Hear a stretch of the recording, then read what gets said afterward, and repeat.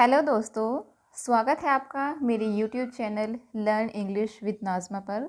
और आज मैं फिर हाज़िर हूँ आपके लिए एक नई स्टोरी लेकर। और दोस्तों, आज जो स्टोरी मैं आपके लिए लेकर आई हूँ ये एक बहुत ही अच्छी कहानी है। सुनकर आपको बहुत मज़ा आएगा। इसके अलावा इस स्टोरी में आपको बहुत सारे नए वर्ड मीनिंग देखने को मिलेंगे, नए स्ट्रक्चर भी देखने को मिलेगा। इसके साथ साथ हम इसके ग्रामर पार्ट को भी डीप में कवर करके चलेंगे। तो चलिए शुरू करते हैं हमारे आज की स्टोरी। सबसे पहले हम अपनी कहानी का टाइटल देखेंगे। तो हमारी कहानी का जो टाइटल है वो है green grass and gold coins. क्या मतलब हुआ? ग्रीन का मतलब होता है हरा, ग्रास यानी घास, हरी घास, एंड और गोल्ड यानी सोना। ठीक है, कॉइन्स यानी सिक्के, हरी घास और सोने के सिक्के। ये हमारी आज की कहानी का टाइटल है।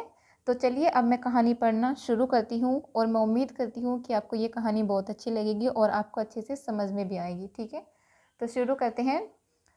Far away at the foot of the Himalayas amid lush hills there was a small village। क्या मतलब हुआ? फार अवे यानी बहुत दूर, एट द फुट, फुट होता है तलहटी, ठीक है, पैर को भी कहते हैं, यहाँ पर पैर की बात नहीं हो रही, ठीक है। At the foot of the Himalayas यानी हिमालय पर्वत की जो तलहटी है उसमें, हिमालय की तलहटी में, एमिड लश हिल्स, एमिड का मतलब होता है बीच में, लश, लश होती है हरी भरी, हिल्स यानी पहाड़ियाँ, हरी भरी पहाड़ियों के बीच में, दे यानी वहाँ, वो यानी था, अ स्मॉल विलेज एक छोटा सा गांव। क्या मतलब वो पूरी लाइन का कि बहुत दूर हिमालय की तलहटी में वहाँ पर एक हरी भरी झाड़ियों, हरी भरी पहाड़ियों के बीच में एक छोटा सा गांव था। The villagers led a very simple life.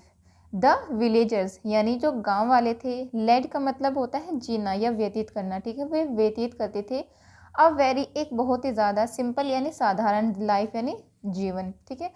तो जो गांव वाले थे वे एक बहुत ही साधारण जीवन व्यतीत करते थे या बिताते थे या जीते थे। They were fun loving and lived like one big family. क्या मतलब हुआ?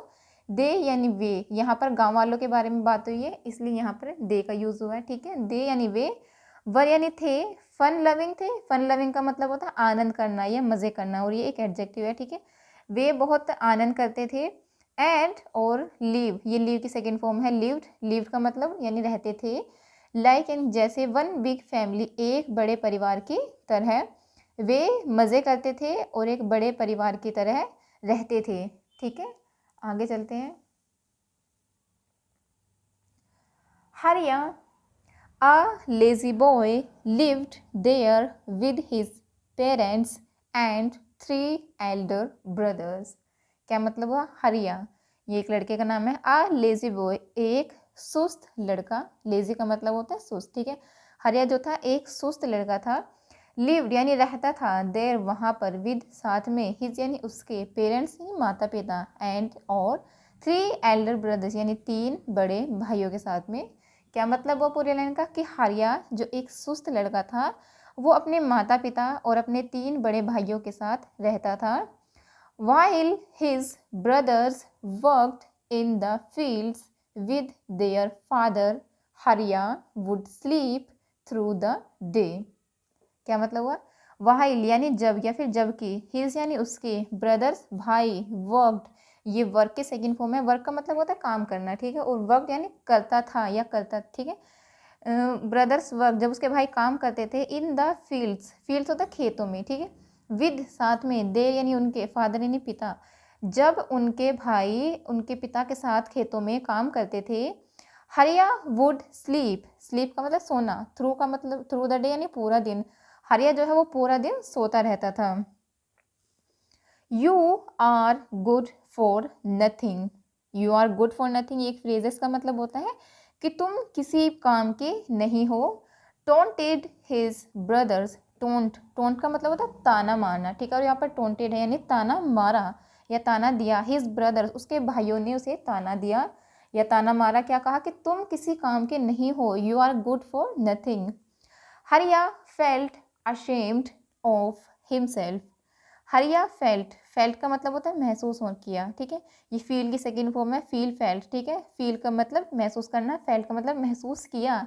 हरिया ने क्या महसूस किया? अशेम्ड यानी शर्म, लज्जित होना, ठीक है। अशेम्ड ये एक एडजेक्टिव है, ठीक है। हरिया ने शर्म महसूस की ऑफ हिमसेल्फ यानी खुद पर, ठीक है। But he was never motivated to do any work.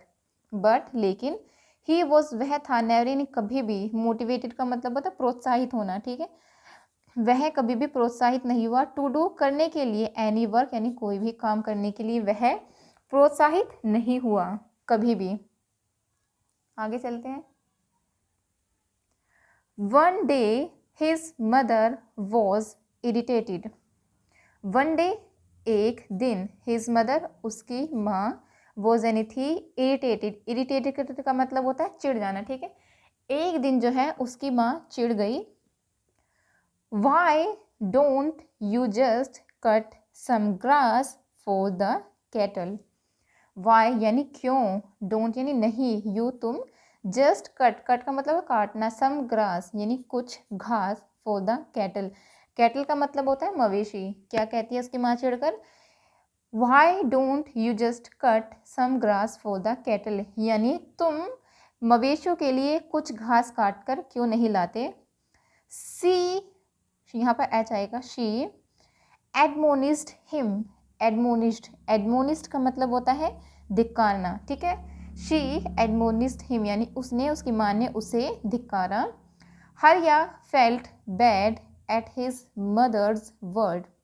हरिया को महसूस हुआ कैसा? बैड यानी बुरा, एट यानी पर, हिज मदर्स वर्ड उसकी माँ के शब्दों का उसे बुरा महसूस हुआ, बुरा लगा। At once he set off for the lush green valley with a हो, ठीक है। क्या मतलब हुआ? एट वंस, एट वंस का मतलब होता है तुरंत ही, ठीक है, तुरंत ही। ही यानी वह, सेट ऑफ, सेट ऑफ का मतलब होता है निकल पड़ा, ठीक है, या निकल पड़ना, ठीक है। तुरंत ही वो निकल पड़ा, फॉर के लिए, द लश ग्रीन वैली यानी हरी भरी घास की पहाड़ियों के लिए या पहाड़ियों में, विथ आ हो का मतलब होता है कुदाल, ठीक है। कुदाल के साथ वो जो है तुरंत ही हरी भरी पहाड़ियों के लिए निकल पड़ा।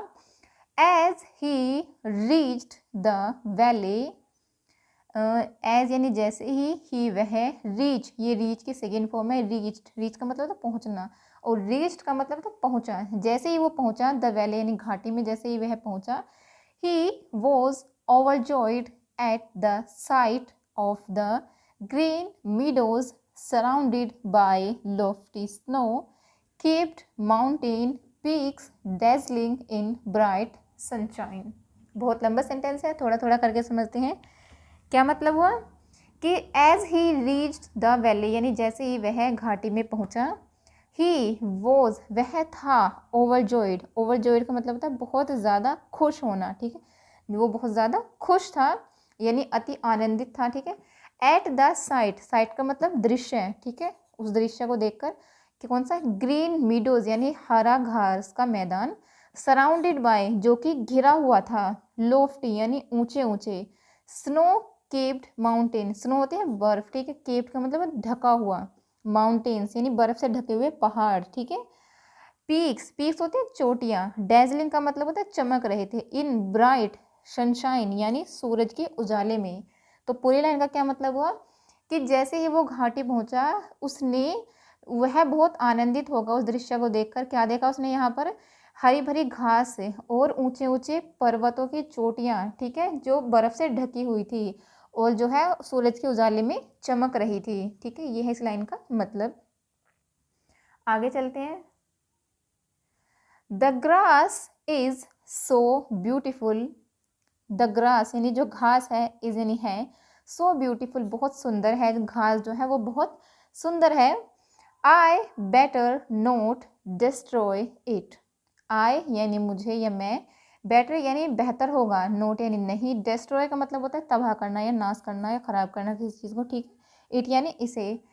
क्या कहता है वो कि आई बेटर नोट डिस्ट्रॉय इट यानी बेहतर होगा कि मैं इसे खराब ना करूं, इसका विनाश ना करूं। ही thought and lay down, he thought उसने सोचा, और ले डाउन यानी वो लेट गया या बैठ गया, ठीक है। आगे चलते हैं।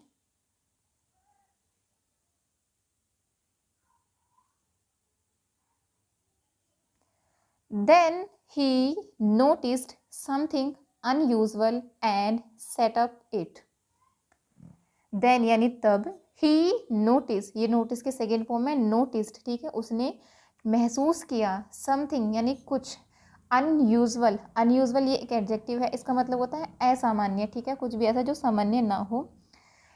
फिर जब उसने कुछ असामान्य महसूस किया एंड और सेट अप इट, और उसे देखने लगा, ठीक है, सेटअप इट यानी उड़ गया, शायद इसका ये मतलब हो सकता है।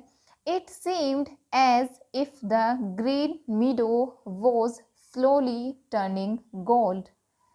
इट सीम्ड, सीम की सेकेंड फॉर्म सीम्ड, ऐसा महसूस हो रहा था या ऐसा लग रहा था, एज यानी जैसे कि, इफ यदि, द ग्रीन मीडो जो हरी घास का मैदान था, वो स्लोली वो धीरे धीरे, टर्निंग यानी बदल रहा था, गोल्ड यानी सोने में, ठीक है। उसने क्या कहा कि ऐसा लग रहा था जैसे वो हरा भरा घास का मैदान जो है वो धीरे धीरे सोने में बदल रहा था।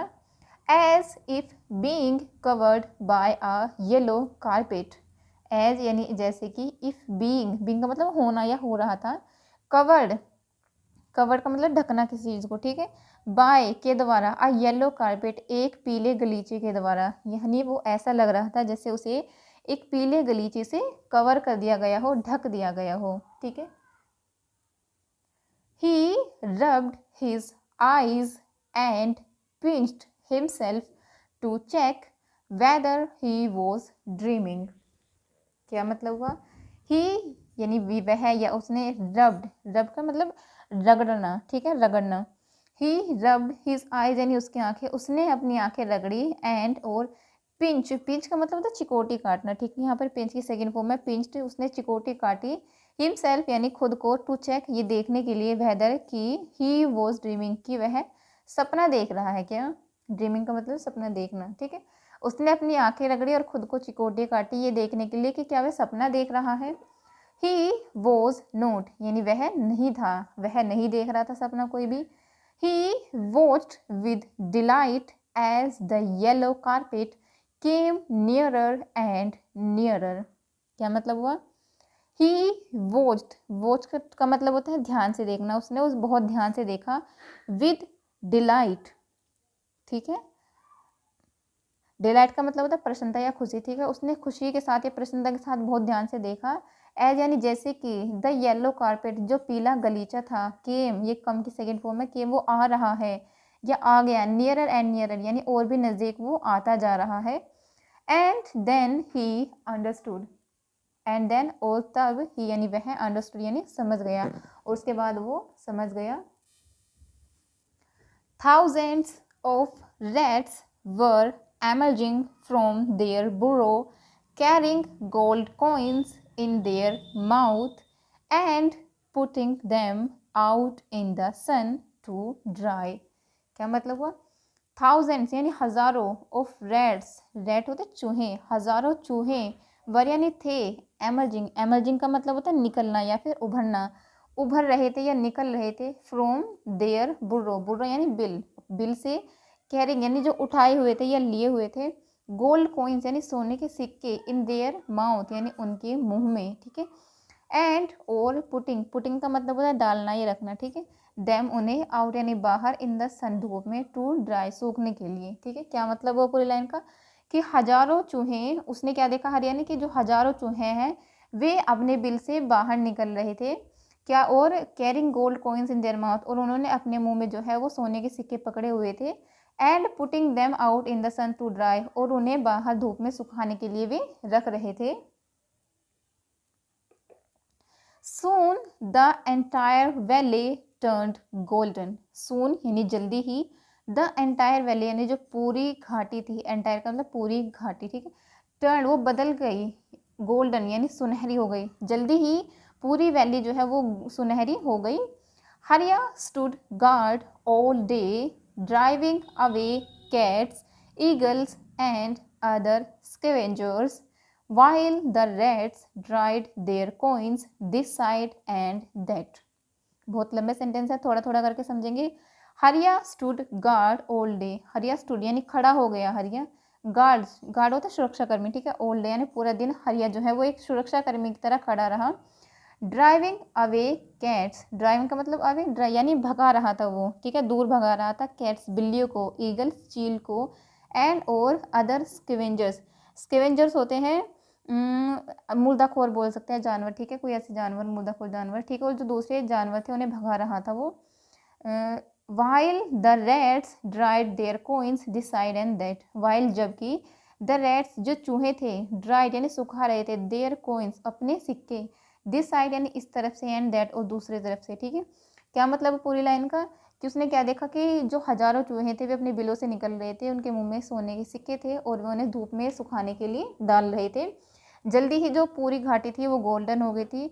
हारिया ने क्या किया, हारिया वहाँ पर पूरे दिन गार्ड की तरह खड़ा रहा और बिल्लियों को, जो चील थी और दूसरे जो मुर्दाखोर जानवर थे उन सबको भगाता रहा, जबकि जो चूहे थे वे अपने कोइंस को दोनों तरफ से सुखा रहे थे, ठीक है, दिस साइड एंड दैट यानी दोनों साइड से। आगे चलते हैं। At sundown the rats disappeared into their holes with the coins and the meadow was green again. At sundown, sundown का मतलब होता है सूर्यास्त, सूर्यास्त के समय या सूर्यास्त पर, सूर्यास्त के समय द रैट्स जो चूहे थे डिसअपियर्ड यानी डिसअपियर्ड का मतलब होता है गायब हो जाना, ठीक है, गायब हो गए, इनटू यानी में, दे यानी उनके, होल्स यानी बिल, ठीक है, विद द कोइंस साथ में, सिक्कों के साथ में, ठीक है। क्या मतलब हुआ कि सूर्यास्त के समय जो चूहे थे वे अपने अपने बिलों में सिक्कों के साथ गायब हो गए या चले गए, एंड और द मीडो जो घास का मैदान था वो ग्रीन अगेन वो फिर से हरा हो गया। हरिया happily set off for home, हरिया हैप्पीली यानी खुशी से, सेट ऑफ निकल पड़ा, फॉर होम घर के लिए, हरिया जो है खुशी से घर के लिए निकल पड़ा या फिर चल पड़ा। He had a very interesting story to narrate to his family at dinner. He had उसके पास थी, ठीक है, अ वेरी एक बहुत ही ज़्यादा, इंटरेस्टिंग यानी दिलचस्प, स्टोरी कहानी, उसके पास एक बहुत ही दिलचस्प कहानी थी, टू नैरेट वर्णन करने के लिए, टू हिज फैमिली यानी उसके परिवार को, एट डिनर रात के खाने के समय, उसे एक बहुत, उसके पास बहुत अच्छी स्टोरी थी अपने परिवार को बताने के लिए डिनर के समय। But no one believed him, but यानी लेकिन, नो वन किसी ने भी, बिलीव्ड यानी विश्वास किया, हिम यानी उसका, किसी ने भी उसका विश्वास नहीं किया। Don't make up weird stories his brothers warned him. Don't make up यानी मत बनाओ, मेकअप का मतलब बनाना, वियर्ड अजीब, स्टोरीज कहानियाँ, उन्होंने क्या कहा कि अजीब कहानियाँ मत बनाओ। हिज ब्रदर्स वॉन्ड हिम उसके भाइयों ने वॉर्न किया, उसे क्या किया, सावधान किया, ठीक है, या वार्निंग दी, चेतावनी दी, ठीक है। You didn't cut even cut a single blade of grass, you never do any good work. You didn't even cut यानी तुमने बिल्कुल भी नहीं काटी है, अ सिंगल बेल यानी एक गांठ भी, ऑफ ग्रास घास की तुमने एक भी गांठ नहीं काटी है। You never do any good work, you तुम, नेवर कभी नहीं, डू करते हो, एनी यानी कोई भी, गुड वर्क अच्छा काम, तुम कभी भी कोई अच्छा काम नहीं करते। Hariya did not utter a word and went to bed. Hariya did not यानी नहीं, अटर को मतलब होता है बोलना, ठीक है, हरिया ने बिल्कुल नहीं बोला, अब वर्ड एक भी शब्द, एंड और वेंट चला गया, टू बेड यानी अपने बिस्तर पर चला गया। एज ही ले अवेक, एज यानी जैसे ही बनी वह, ले यानी पड़ा हुआ था, अवेक यानी जागा यानी आँख खोलकर वो लेटा हुआ था। ही थॉट, थिंक की सेकेंड फॉर्म है, थिंक का मतलब सोचना, थॉट का मतलब सोचा, ही थॉट उसने सोचा। I did no harm to the beautiful grass and I did not scare the rats away. I did no harm मैंने कोई भी नुकसान नहीं किया है, to the beautiful grass यानी सुंदर घास को, and और I did not scare मैंने नहीं डराया, the rats यानी चूहों को भी, away यानी दूर, और मैंने चूहों को भी दूर नहीं भगाया डराकर। I did not take a single gold coin and guarded the rats all day. I did not take, take का मतलब लेना, मैंने नहीं लिया, अ सिंगल गोल्ड एक भी मतलब सोने का सिक्का मैंने नहीं लिया, एंड और गार्ड यानी सुरक्षा की, द रैट्स चूहों की, ऑल डे पूरा दिन। मैंने एक भी सोने का सिक्का नहीं लिया और मैंने चूहों की पूरे दिन जो है वो सुरक्षा की, एक सुरक्षा कर्मी की तरह। If this is not good work then what is. If यानी यदि, दिस इज यह है, नोट यानी नहीं, अगर यह नहीं है, गुड वर्क अच्छा काम, अगर यह अच्छा काम नहीं है, देन तब वॉट इज, तो फिर अच्छा काम क्या है। Happy and content he drifted off to sleep. Happy यानी खुश, एंड और कंटेंट यानी संतुष्ट, खुशी के साथ और संतुष्टि के साथ। ही ड्रिफ्टेड ऑफ यानी धीरे धीरे, ठीक है, टू स्लीप वह धीरे धीरे नींद के आगोश में चला गया, ठीक है। तो ये थी हमारी आज की story.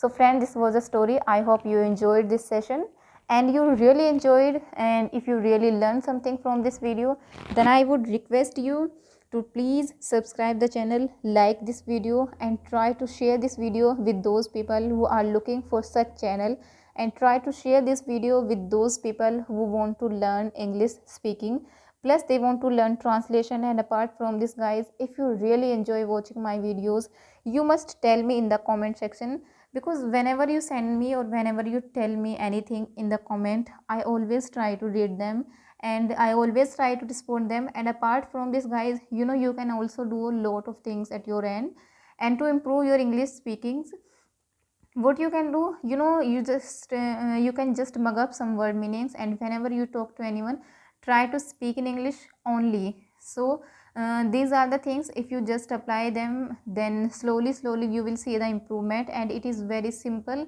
that the more you speak, the more you learn. And if you really want to improve your speaking skills, then I would suggest you that you should stop speaking in Hindi. All the time just try to speak in English only. But sometimes this is the common problem with everyone, not only with you, but with me also, because when we start learning, we want a companion, we want a person who can speak in English with us. So that's a very big problem. We hardly find anyone who can talk to us in English. You don't need to think about that, you can talk to yourself. How can you do that? You can just stand in front of a mirror and you can talk to yourself. Apart from this, what all you can do, you can start thinking, talking to yourself in the mind. I'm not saying that just start talking to yourself in front of everyone.